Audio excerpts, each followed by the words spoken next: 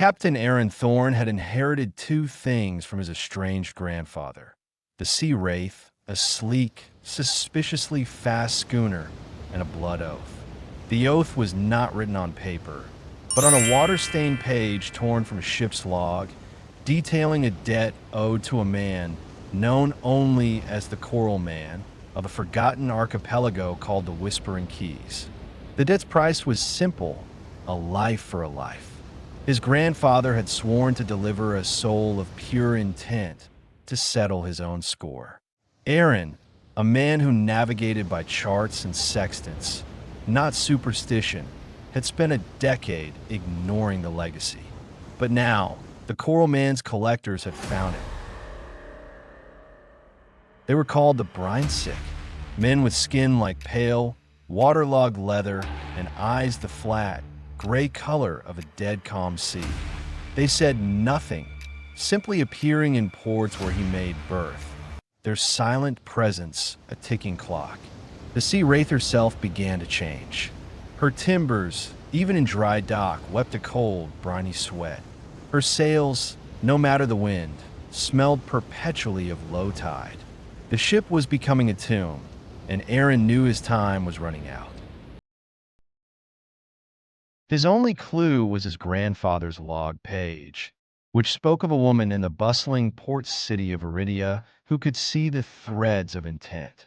Her name was Alara, and he found her not in a temple or a wise woman's hut, but as a lowly scribe in the city's vast archives. She was sharp, pragmatic, and utterly dismissive of his story.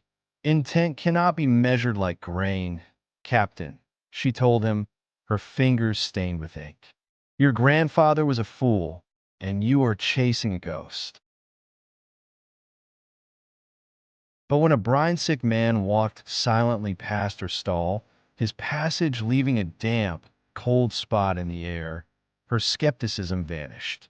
She saw the dread in Aaron's eyes and felt the unnatural chill.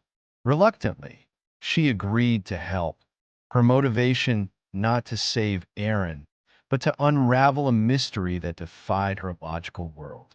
She wasn't a mystic, she was a detective of the supernatural, and this was the most compelling case she had ever encountered. Their journey to the Whispering Keys was a voyage into madness. The Sea Wraith, guided by Alara's interpretation of the cryptic log, now seemed to sail itself, her bow cutting through waters that charted as empty. They encountered phantom tides that pulled them off course and sailed through squalls that rained not water, but tiny, perfect seashells. Alara discovered the ship's secret. Its planks were not all wood. Its central beam was carved from the heartwood of a siren cypress, a mythical tree said to bridge the world of the living and the drowned. The ship wasn't just a vessel, it was a key, and it was taking them to its lock. They found the Whispering Keys not on any map, but in a permanent, swirling mist where the sea and sky bled together.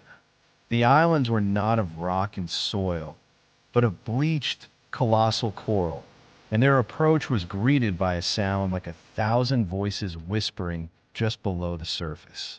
The Coral Man was not a man at all. He was an ancient entity, a consciousness formed from the collective memory of every soul lost at sea.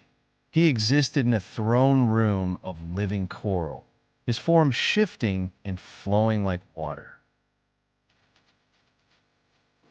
"You're not the one who swore the oath," the voices whispered, the sound echoing inside their skulls. "But the blood debt remains, a life of pure intent for the one he stole." Aaron, prepared to sacrifice himself, stepped forward, but Alara stopped him. Her sharp eyes had been studying the coral, the whispers, the very nature of this place. "A life for a life," she said, her voice steady despite the terror. "But you don't want his life. You never did. You want justice. You want the truth." She had pieced it together. Aaron's grandfather hadn't stolen a life. He had abandoned his own crew, his own brother, to save himself during a storm. The soul of pure intent he had promised was a lie to buy his own escape. The Coral Man didn't feed on lives. He fed on stories, on the unbreakable bonds and betrayals of sailors. The debt was for a story of treachery left untold. The resolution was not a battle, but a confession. Pressured by Alara's deductions, Aaron stood in that coral throne and spoke his grandfather's shame aloud. He told the story the old man had buried, the story of the brother he left to drown. As he spoke, the whispers stilled. The brine-sick men who had gathered at the edges of the chamber slowly dissolved into sea foam. Their torment ended. The Coral Man was satisfied. The debt was paid not in blood, but in truth. The Sea Wraith ceased its weeping, the siren's cypress within it finally at peace. Aaron and Alara sailed away from the mist, the strange archipelago vanishing behind them as if it had never been. They were bound by a shared secret that would forever separate them from the world of ordinary men and women. Alara looked at Aaron, no longer a desperate captain, but a man freed from a ghost's burden. So, she said, the sea wind whipping her hair, where does a ship that's paid its debt sail next? Aaron smiled, a genuine, weightless expression he hadn't worn in years. He looked at the horizon, then at her. Wherever the next story is, he replied, and I have a feeling you're the only one who can help me read it.